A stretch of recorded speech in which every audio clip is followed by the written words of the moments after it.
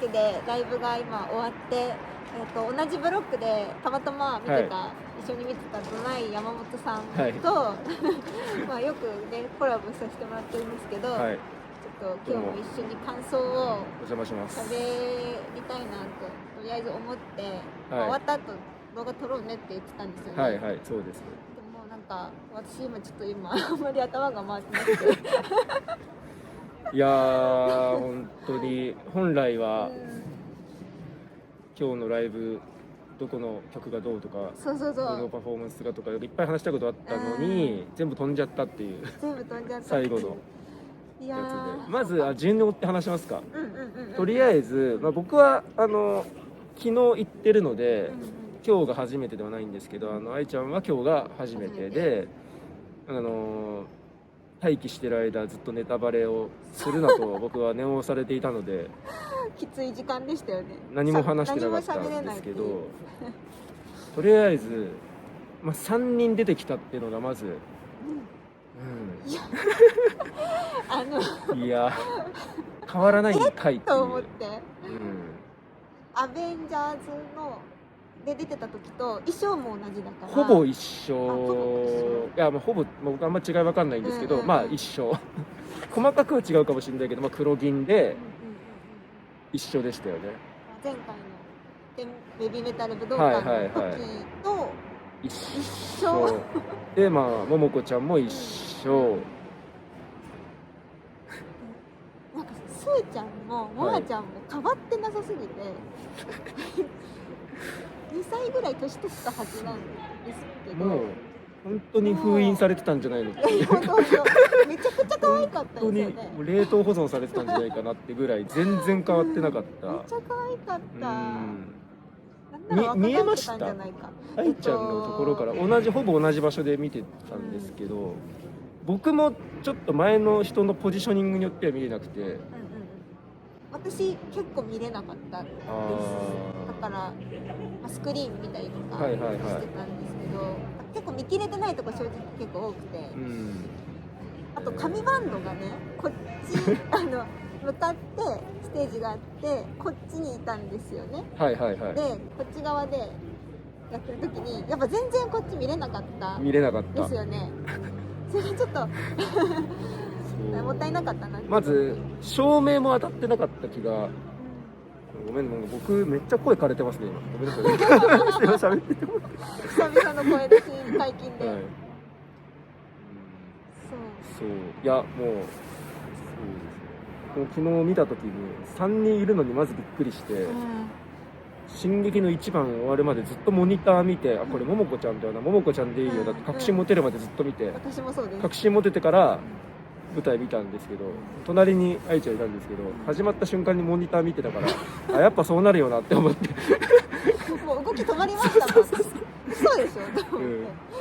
ょ。そりゃそうなるよな。で桃子ちゃんが最初桃子ちゃんかどうかやっぱり確信が持てなかったから、もしかしたら違う子かもしれないと思って、桜学院の他の子とかかもしれないと思ったから、すっごい見て、やっぱり桃子ちゃんだったの。話前後しまして、1曲目、予想通りでしたね。それはそうだろうなっていうあれ結構嬉しかったです。嬉しかったです。曲で始まってほしかったから。普通にかっこよかったし、2人で出てきましたね。で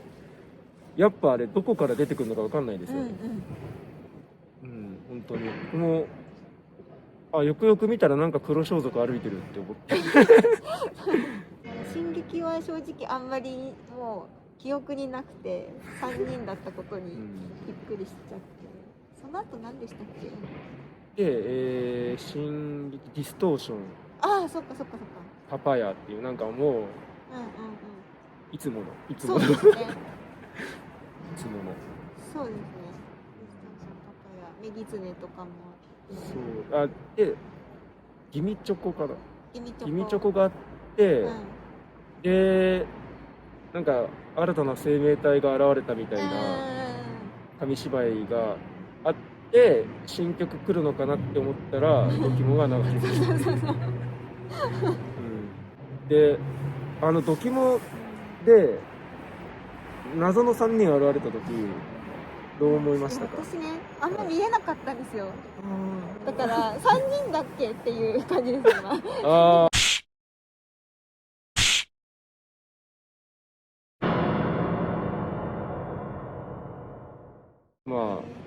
その後新曲がメギツにあって新曲があって、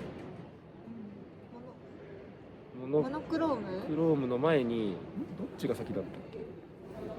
ライト&ダークネスが最初かあ、そっか。ちょっと違ってたらすいません、コメント欄でそうモノクロームのはいスクリーンが全部後ろ黒になるっていう演出とか、あとなんかスマホのライトをこうかざすっていうのが意外で、私ちょっと最初対応できなくて、みんなやり始めたから急いでカバンからスマホ出して、はい、急いでライトつけるみたいな感じでしたけど、いやそういう演出やるんだってね、新しかったですね、あの演出は。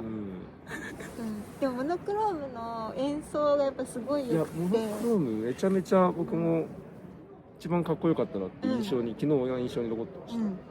そうなんですけど、一番印象に残ったかもしれないです、モノクロームが。あとなんか結構新曲聴いた時に、やっぱ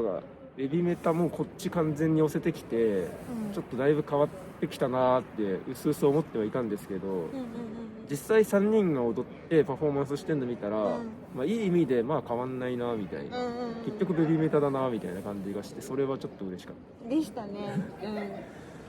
はい、いや本当変わらないなっていうのがすごく印象に残って、歌声も健在だし、はい、そうですね。でもさ、すーちゃんちょっと後半疲れてましたよね。疲れてた、ね、ちょっともう私それで逆にグッときちゃってもうすーちゃんがこんなに頑張ってると思ってもう泣きそうだったんですよ、後半そこで。多分あの会場あの感じだと多分全然僕門外漢ですけど、合わせるのめちゃめちゃ難しいだろうな、移動して、昨日がだいぶちょっとずれてるところがあったんですよ。あ、そうなんですか。イヤモニの調子が悪いのか何の調子が悪いのかは分からないんですけど、結構ずれてたりとかしているところあったんですけど、今日はだいぶ今日はなかったですね。ずれてるって感じたとこはなかったですね、入りちょっと間違えちゃったとこはなんか抜けてて、いじめダメ絶対かな、ルルルのとこちょっと間違ってるところ、ちょっと遅れちゃったっていうのあったけど、でも昨日より全然今日の方がすーちゃん調子良さそうだなと思いました。やっぱ2日目だからそうなのかな。でも歌唱力は本当にさすが健在でしたね。はい、おばあちゃん相変わらず可愛かった。おばあちゃん可愛かったももこちゃんも可愛かったけど、ちゃんと近くに来てくれる時は普通にちゃんと見えましたからね。見えましたよね。見えました、でも私のここら辺に大きいスクリーンがあったじゃないですか、だから顔とか動きを確認したい時はこうやってこっち見て同じです振り付けでなんか印象的なとことかはこっちを見て、基本的にはステージを見るっていう感じで使い分けて今日は頑張りました。ちょくちょく逆光ありましたよ逆光の時はもう諦めてスクリーン見てました。でもなんか楽しかったです、久しぶりに、まあ声出し解禁になったんで、ね、みんななんか様子見な感じはしましたけど、最後の方は結構みんな声出して、ロードムレディサンスぐらいの時にはもうほんと最後ですけどもうみんな最後に戻ってきたみたいな、ヘドバンぐらいからなんかこう勢いを取り戻しできてっていう感じでしたね。ピアはもっとなんか弾けられるのかな。いやもうこれでリハビリ完了したんじゃないですか、本番はピアアリーナかなと思います。いじめの時のサークルの大きさやばかったですよね。もう来たみたいな近くで見るとああいう感じなんだって思って面白かったです。僕あれのどさくさに紛れて前の見やすいところ行っちゃいましたねまた冒頭の話に戻っちゃうんですけど、結局まとめると3人目誰なんだっていうこととライブ近いなっていう、その2つ。3人